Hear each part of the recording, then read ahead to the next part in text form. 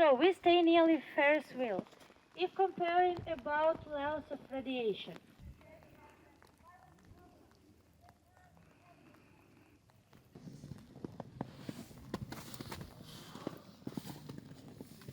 It's more than 7 now. 7 and more than 10. A very similar situation, but everywhere. Yeah. So the picture how it was before.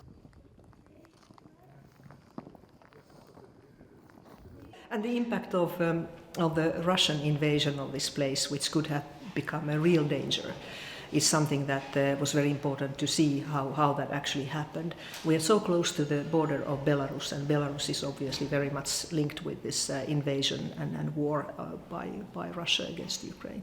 So I'm very grateful that I finally was able to see this place myself.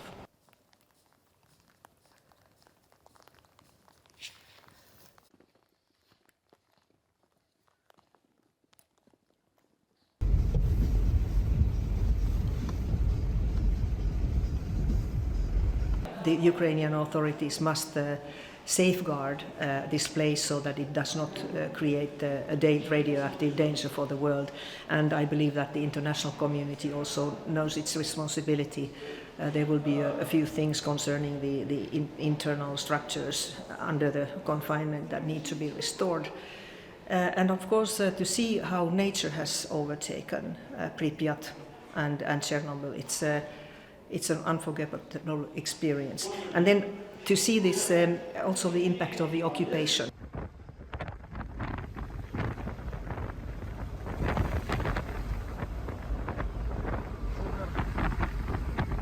So some destroyed forests, yes. And obviously we understand that there are lots of mines in the forests. So the efforts of the Ukrainians to demine and to clean the forests and the lands are very important, but we also understand that it's a very, very long duration work that is now undertaken by the government during the war. So.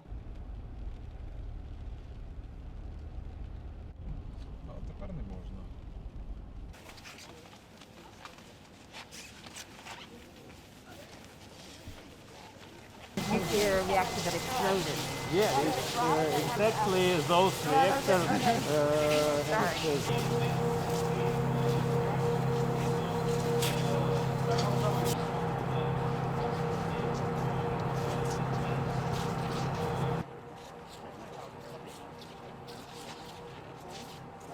There will be 60 microsieverts. So with, as you know, with normal level 0.3. It's almost in 200 times more than normal level. So we shouldn't be here much time.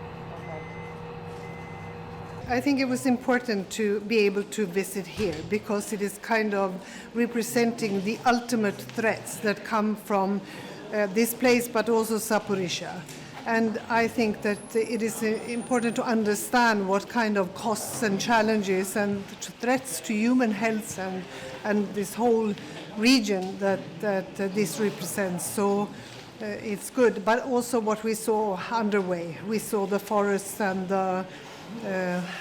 what happens to the environment, and also those places that have been attacked and bombed. And what that does also to both humans and the environment. Destroyed reactor. На цьому фото, на цій схемі ми бачимо, як... Next step is now implementation and to make sure that we put this into action. And we will, of course, contribute in every way and stay engaged also. Yeah. Such as the networks, gas connection, mobile network, electricity, and everything.